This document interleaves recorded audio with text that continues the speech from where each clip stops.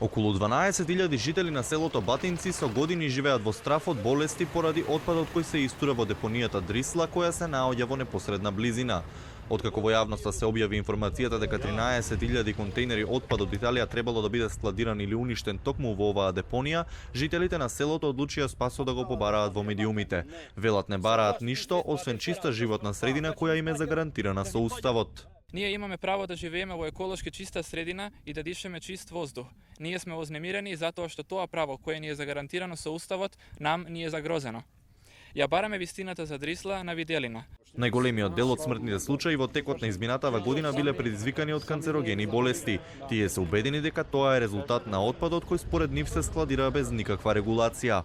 Еколошки ова не е чисто, значи нема филтери за прочистување на воду.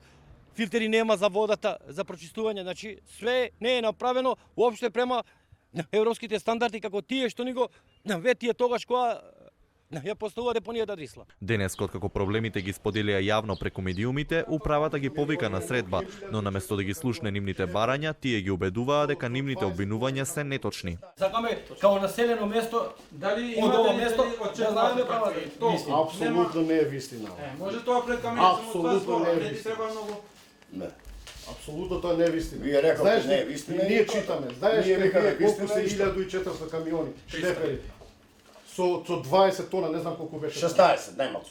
Да. Па птици да се толку ќе се премитува, не камион шлепер. Од управата не сакаа да дадат изјава за медиумите под изговор дека директорот не е присутен, а на жителите на Батинци им порачаа да им достават писмени барања. Инаку депонијата е под концесија на италијанската компанија FCL Ambiente веќе 4 години.